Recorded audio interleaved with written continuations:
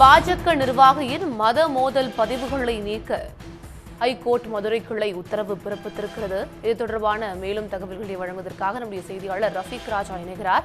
ரஃபீக், முழுமையான விவரங்கள்.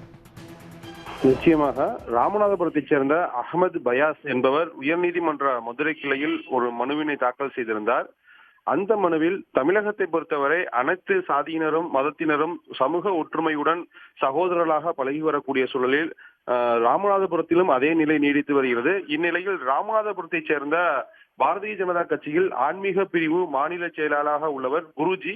இவர் கடந்த சில மாதங்களாக இஸ்லாமிய தூதுவர்களையும் இஸ்லாமிய மத வழிபாட்டு தலங்களையும் மிக அவதூறாக கீழ்த்தரமாக சித்தரித்து முகநூலில் தொடர்ந்து பதிவிட்டு வருகிறார். இந்த பதிவு குறித்து காவல்துறையிடம் புகார் கொடுக்கப்பட்டுள்ளது. இன்னும் அவர் மீது வழக்கு பதிவு செய்து கைது நடவடிக்கை எடுக்கவில்லை. எனவே இவரை கைது செய்து உத்தரவு பிறப்பிக்க வேண்டும். அது மட்டுமல்லாமல் இந்த முகநூல் சமூக வலைதளங்களுடைய பதிவுகளை நீக்க உத்தரவு பிறப்பிக்க வேண்டும் என்றுதான் கடந்த மாதம் இந்த மனுவினை தாக்கல் செய்திருந்தார். இந்நிலையில் ராமநாதபுரம் மாவட்ட போலீசார் இவர் மீது வழக்கு பதிவு செய்து இவரை கைது செய்திருந்தனர். இந்த நிலையில்தான் இந்த வழக்கு மீண்டும் நீதிபதி புகழேந்தி முன்பாக விசாரணைக்கு வந்தது. அப்பொழுது அரசு தரப்பில் சம்பந்தப்பட்ட நபரை உடனடியாக வழக்கு பதிவு செய்து அவருக்கு தனிப்படை அமைத்து கைது செய்து தற்போது சிறையில் அடைக்கப்பட்டுள்ளார் என தெரிவிக்கப்பட்டது.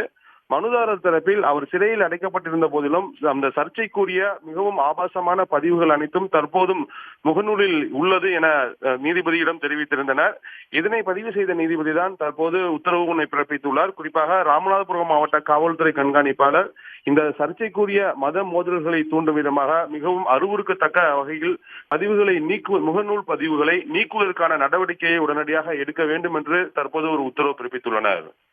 உடனுக்குடன் செய்திகளை தெரிந்து கொள்ள சன் நியூஸ் பெல் ஐகானை கிளிக் பண்ணுங்க.